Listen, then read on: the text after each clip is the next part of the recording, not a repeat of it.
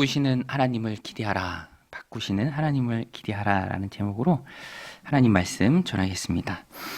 요새 레트로 감성이라는 게 좀 유행이잖아요. 복고풍의 디자인들이 좀 있죠. 저희 집에서도 아침마다 양치질을 하는데 그 치약이 그런 복고풍 디자인이에요. 골드스타라고 써 있습니다. 골드스타. 그리고 거기에 문구가 적혀 있죠. 골드스타의 유명한 광고 카피잖아요. 순간의 선택이 어떻게 되죠? 순간의 선택이 10년을 좌우한다. 제가 본의 아니게 매일 아침 그거를 보면서 양치질을 하는데 저도 생각해 보면은 참 그게 맞는 말인 것 같아요. 그러니까 우리 마음에 와닿는 것 같아요. 순간에 어떻게 선택을 하느냐. 이렇게 할까? 아니면 저렇게 할까? 그 선택에 갈리낌이 있죠. 그 선택에 따라서 뭐 10년을 좌우하는 선택도 있고요. 아니면 평생을 좌우하는 선택도 있고요. 어떤 면에서 우리가 예수님 믿는 건 우리의 영혼까지 좌우하는 그런 귀한 선택이죠. 저도 그 문구를 가지고 이렇게 제가 살아온 날을 되돌아보면 내가 이건 참 잘했다라는 고백도 있고요. 또 어떤 면에서는 내가 그때 왜 그렇게 했지라는 후회 섞인 마음도 있습니다. 이 말씀을 준비하면서 좀 후회 섞인 부끄러운 일이 있는데요. 제가 대학생 때 한 번은 사용하던 노트북을 친구한테 팔 일이 있었습니다. 그런데 그 친구가 친한 친구예요. 근데 제가 시세대로 판다 하고 좀 저렴하게 팔지 못했던 것 같아요. 그게 지금도 생각하면 내가 왜 그랬을까라는 그런 마음이 들어요. 왜냐하면 그 친구가 이제 그 노트북을 살 때 엘리베이터 같이 타고 올라가면서 야, 좀 깎아줄 수 없냐? 하고 저한테 얘기를 했거든요. 친한 친구기도 하고. 근데 또 시세도 있고 내가 산 가격도 있고 하니까 근데 사실 따지고 보면 그게 다 핑계죠. 잘못된 후회하는 어떤 선택을 할 때 제가 보니까 그 중심에는 항상 좀 이기적인 마음이 있습니다. 그리고 나 중심으로 생각하는 그런 마음들이 있어요. 그래서 오래전 일인데 아직도 그게 가끔씩 생각나요. 그때 내가 조금 더 저렴하게 후하게 그 친구한테 팔았으면 어땠을까. 뭐 내가 넉넉하지 못하다는 건 핑계죠. 뭐 마음만 먹으면 공짜로는 못 주겠습니까? 그런 일들이 기억에 나면서 좀 부끄러운 일입니다. 부끄러운 제 고백이죠. 그런데 오늘 본문에도 보면 이 부끄러운 가정사가 나와요. 야곱의 가정에서 있었던 일입니다. 그런데 야곱의 가정은요, 구조적으로 문제가 있을 수밖에 없어요. 남편이 한 명이고 아내가 몇 명이죠? 아내가 몇 명입니까? 2명이에요. 그러니 문제가 안 일어날 수가 있습니까? 한 명도 힘든데 2명이에요. 근데 오늘 본문에 보면 그 아내가 더 늘어납니다. 그러니까 이제 가정에 부끄러운 일이죠. 가정사죠. 그런데 그 중심에도 보면 시기심이 있고요. 또 욕심이 있습니다. 엉망이 되는 그 과정 가운데 선택의 중심에 이기적인 마음이 있다라는 것입니다. 경쟁을 해요. 애 낳기 경쟁을 합니다. 자식 낳기 경쟁을 해요. 그런데 그 경쟁이 심합니다. 경쟁의 포문은 라헬이 먼저 열어요. 라헬이 언니 레아가 우리 지난주에 살펴봤죠? 아들 넷을 낳는 동안 단 한 명의 아들이 없었습니다. 당시 아들이 없다라는 것은 하나님의 큰 저주로 여겨지던 시대였죠. 그러니까 라헬이 못 견디는 거예요. 이 하나님 앞에 가서 기도를 했으면 좋았겠지만 그러지 못하고 원망을 합니다. 시기심에 사로잡히면 그 원망으로 이제 누군가를 원망하게 돼 있죠. 남편 야곱을 향해서 원망을 합니다. 우리 1절, 2절인데요. 남편을 향해서 원망하니까 야곱이 버럭하죠. 생명을 주시는 분이 하나님인데 내가 하나님을 대신하겠느냐. 우리 1절, 2절 같이 한번 읽겠습니다. 시작. 라헬이 자기가 야곱에게서 아들을 낳지 못함을 보고 그의 언니를 시기하여 야곱에게 이르되 내게 자식을 낳게 하라. 그렇지 아니하면 내가 죽겠노라. 내가 죽겠노라 라고까지 협박을 합니다. 우리 2절도 같이 읽겠습니다. 시작. 야곱이 라헬에게 성을 내어 이르되 그대를 임신하지 못하게 하시는 이는 하나님이시니 내가 하나님을 대신하겠느냐. 야곱에게 이 라헬이 그런 협박도 하죠. 그런데 야곱의 말이 참 맞는 말입니다. 하나님이 생명의 주관자신데 태의 문을 여시는 분이 하나님인데 어디서 때를 쓰냐, 내가 하나님을 어떻게 대신할 수 있겠느냐, 이렇게 말하는 거죠. 여러분, 닫힌 문을 열어주시는 분은 하나님이신 줄로 믿습니다.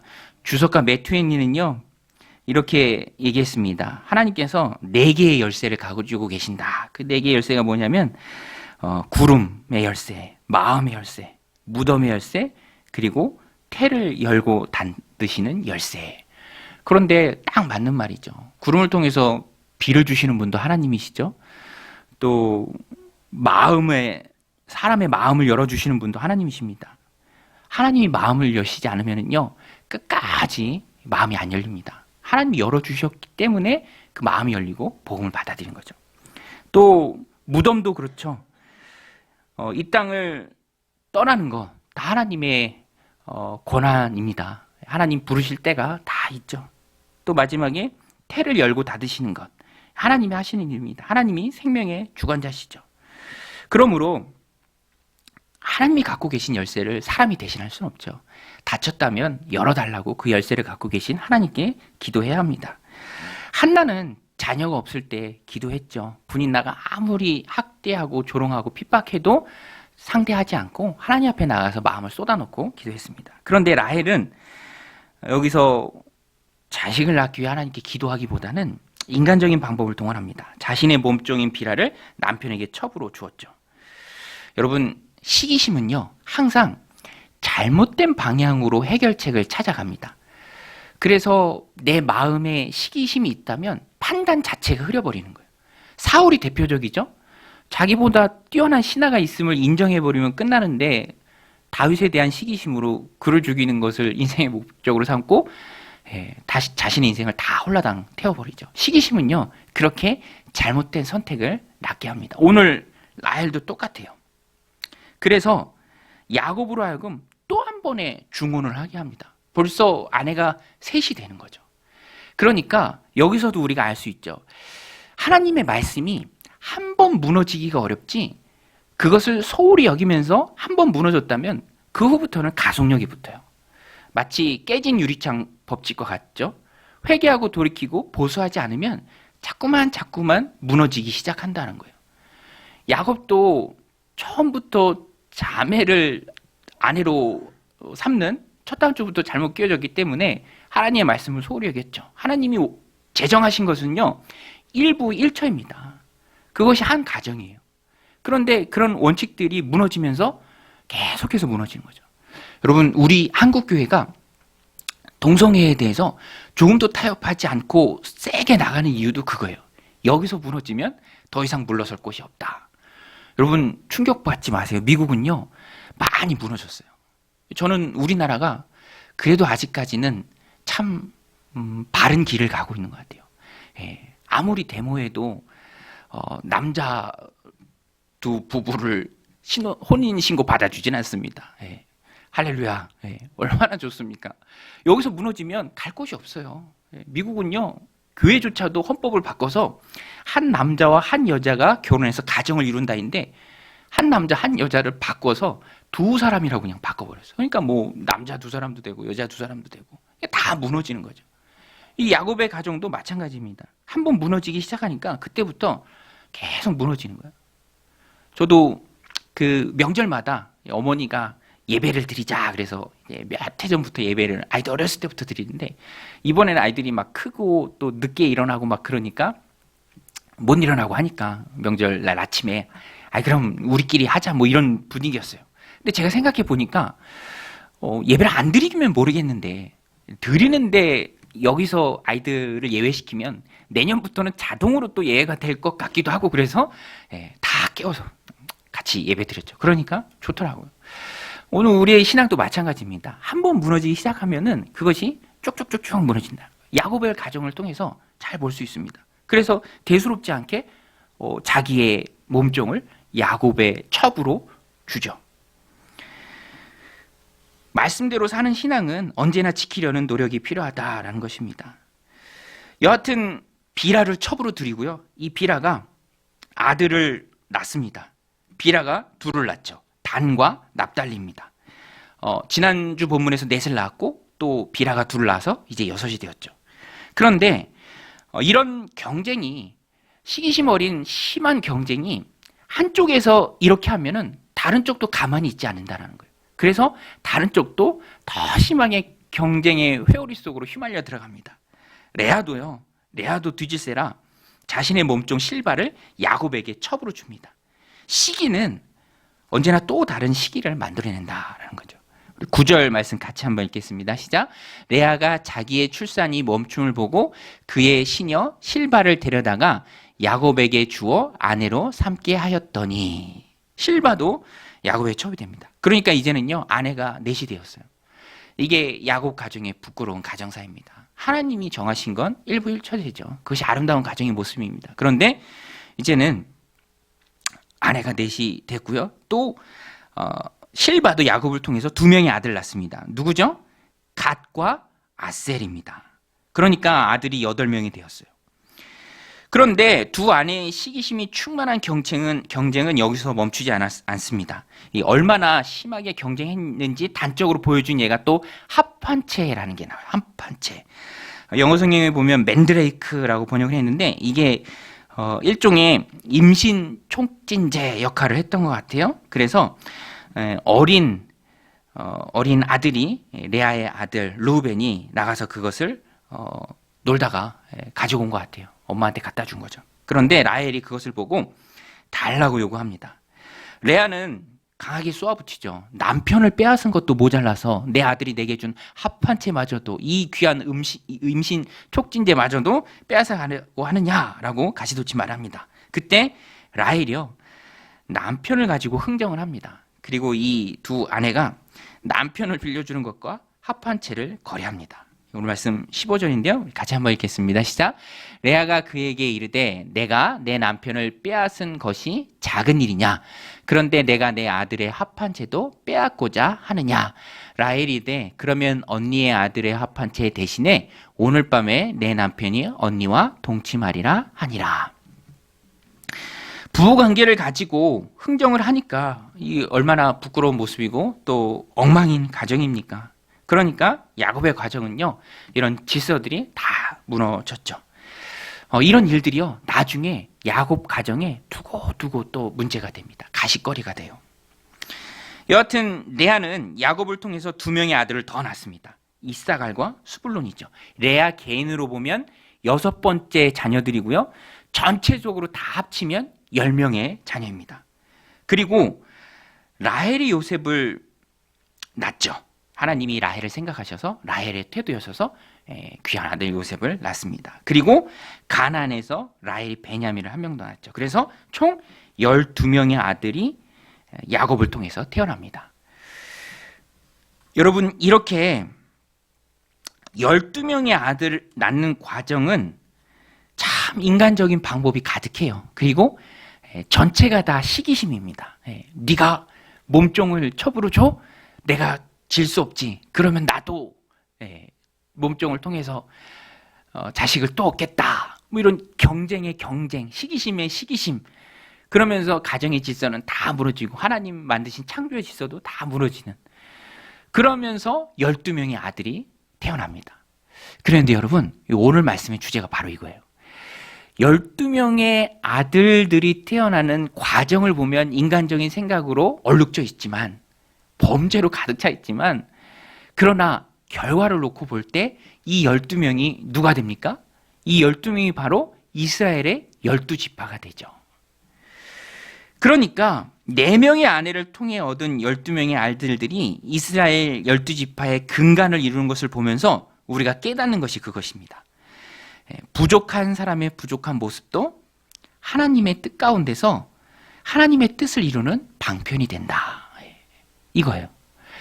부족한 모습, 범죄하는 모습 그 자체가 정당하고 옳은 것은 아니지만 하나님께서 그것도 사용하시고 그것도 선으로 바꾸신다라는 거예요. 이것이 바로 하나님의 오묘한 섭리죠. 12명의 아들이 4명의 아내를 통해서 생겼으니까 이것을 그대로 우리들 삶에 똑같이 적용하자라는 건 전혀 잘못된 것이고요.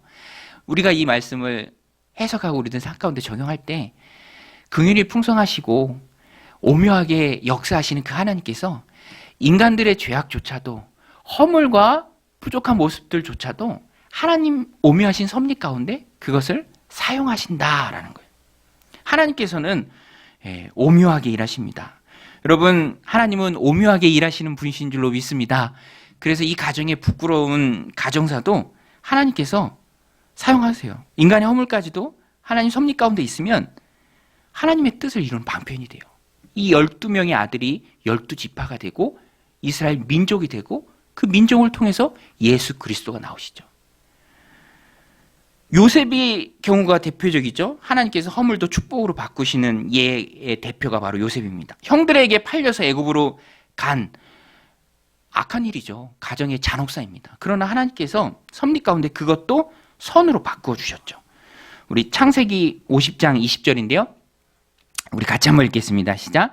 당신들은 나를 해하려 하였으나 하나님은 그것을 선으로 바꾸사 오늘과 같이 많은 백성의 생명을 구원하게 하시려 하셨나니. 여러분, 하나님은 악을 선으로 바꾸시는 분이신 줄로 믿습니다. 그래서 오늘 우리는 이 말씀을 우리들 삶 가운데 적용할 때 내가 부족해서 만들어낸 허물이라 할지라도 하나님 선으로 바꿔주옵소서라고 하나님께 기도할 수 있습니다. 여러분, 우리가 시기심에 일할 때도 참 많고요. 관계 속에서 말로 행동으로 누군가에게 상처를 줄 때도 참 많이 있습니다. 저도요, 아이들 셋 키우면서 내가 참 혈기 때문에 아이들한테 좀 잘못하는 것도 있을 수 있겠다, 그런 것을 깨닫기도 합니다. 그러면서 또 하나님께 기도하죠. 하나님, 은혜로 하나님께서 내가 행한 잘못들도 하나님 선으로 바꾸어 주옵소서 기도합니다. 말로 상처를 줄 때도 참 많죠. 시기심으로 사람들을 대할 때도 많이 있습니다. 그러나 우리가 잊지 말아야 할 것은 나의 실수도 나의 잘못도 하나님이 선으로 바꿔주실 수 있다라는 것입니다. 또 이 말씀 우리들 삶 가운데 적용할 때 우리의 마음가짐을 우리가 점검할 수 있습니다. 특별히 어려운 일을 당하고 고난을 만날 때, 내가 범죄함으로 당하는 고난은 아닐지라도 어떤 외부적 요인이든지 다른 이유 때문에 내가 고난을 당할 때에도 이것 역시 하나님 섭리 가운데 있다라고 우리가 생각하고 또 믿어야 합니다. 요셉처럼. 요셉이 나중에 깨닫잖아요. 오늘 우리도 우리들의 삶을 바라보면서 이 또한 이 역시 하나님 손에 있다, 하나님 섭리 가운데 있다, 이렇게 생각해야 합니다. 전에 목회자 컨퍼런스에 참석했는데 저희가 들은 수업에 강의를 해주시는 목사님께서 이렇게 간증을 듣는데 정말로 많은 고난을 당하신 목사님이에요. 정말 되게 힘드셨겠다라는 그런 마음이 들 정도로 그런 고난을 당하셨어요. 그런데 상처 입은 치유자라고 하죠. 우운디드 힐러. 하나님께서 그 목사님에게 허락하셨던 그 고난도 이것이 다른 사람을 위로하는 데 쓰임을 받아요. 그 강의에 참석했던 다른 똑같은 일을 겪고 있는 이 목회자들이, 또 사모님들이 그 목사님이 해주시는 일들을 들으면서 이겨낸 과정 간증을 들으면서 역시 위로를 받고 격려를 받고 힘을 얻는다라는 것입니다. 하나님께서는 힘든 경험도 이렇게 선하게 바꾸셔서 사용하십니다.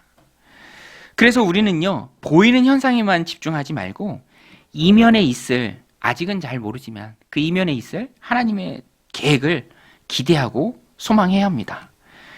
우리 한번 따라서 해보겠습니다. 하나님의 계획을 소망하자. 보이는 게 다가 아니고요, 그 이면에 하나님의 놀라운 계획이 있습니다. 요셉이 그랬던 것처럼 오늘 보세요. 아내 넷에 합한 채를 거래하고 남편과의 잠자리를 막 팔고 그러는 과정 가운데도 하나님께서 그런 사람들의 허물과 죄악을 얼룩진 그 일도 하나님이 바꾸세요. 하나님은 그런 주권을 가지고 계신 분입니다. 내 잘못, 내 실수, 내 시기심, 내 이기심, 내 허물로 일했던 그 일도 하나님께서 다 선하게 바꾸실 수 있는 분이 하나님이세요. 그러니까 우리는 내가 왜 그랬지 하면서, 그때 내가 왜 그랬지 하면서 머리를 쥐어뜯을 일이 아니라 하나님의 섭리를 믿고 하나님께 맡겨야죠. 강이 곧게 흐르지 않고 굽이굽이 흐르는 이유는 더디게 바다를 향해 가더라도 강이 굽이굽이 흐르면서 더 많은 지면에, 더 많은 땅에 영양분을 공급하기 위함이죠. 제가 보면요, 어떤 분들은 곧장 가는 게 아니라 굽이굽이 흘러갑니다. 더디게 가요. 시간도 오래 걸리고.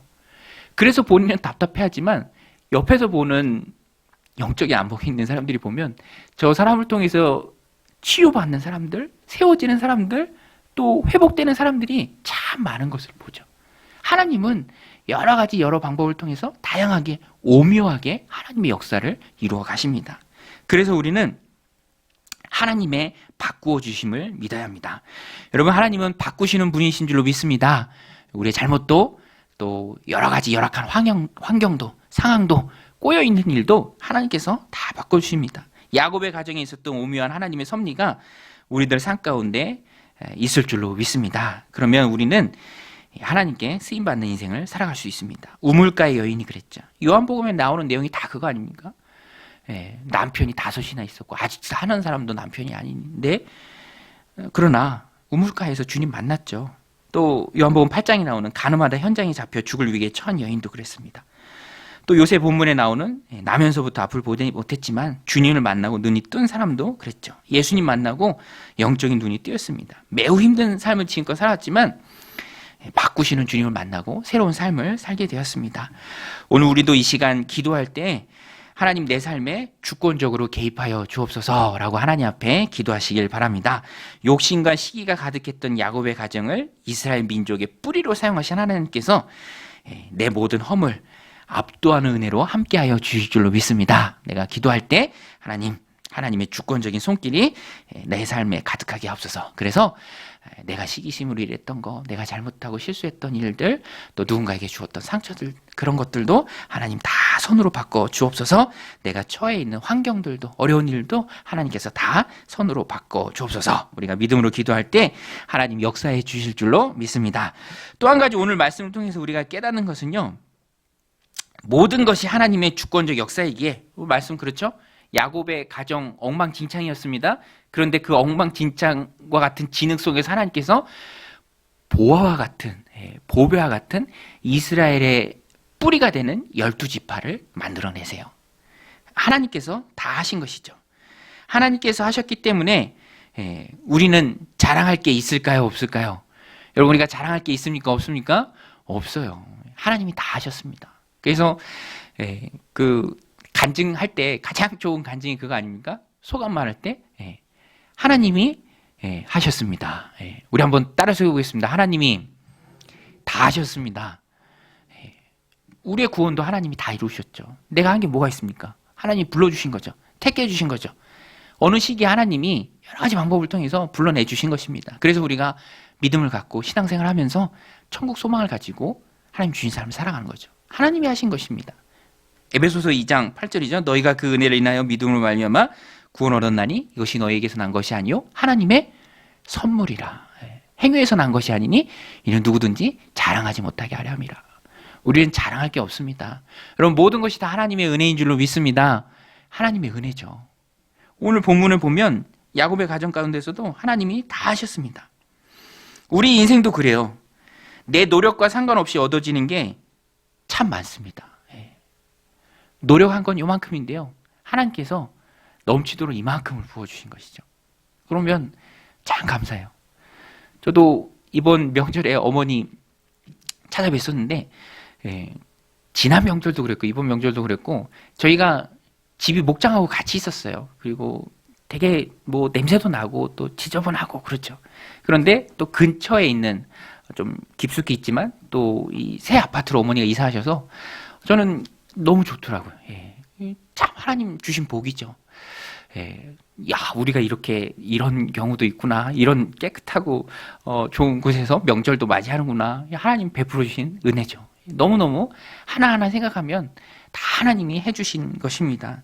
오늘 본문에서도요, 사람은 이렇게 엉터리인데 하나님께서 은혜를 베풀어 주세요. 여러분, 라헬에게 하나님 주신 아들이 누구죠? 오늘 본문에 주신 아들이 누굽니까? 요셉. 요셉이요, 더함이란 뜻이에요.